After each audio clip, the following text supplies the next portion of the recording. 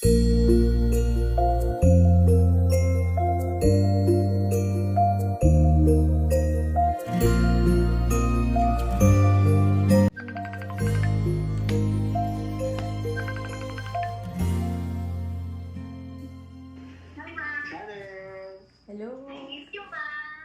Kamusta na kayo mga anak?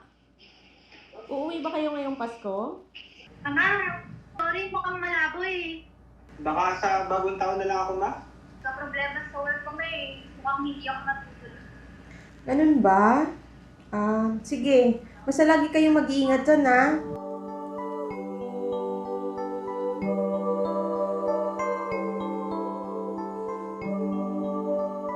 Hi. Mag-isa na naman ako ngayong Pasko.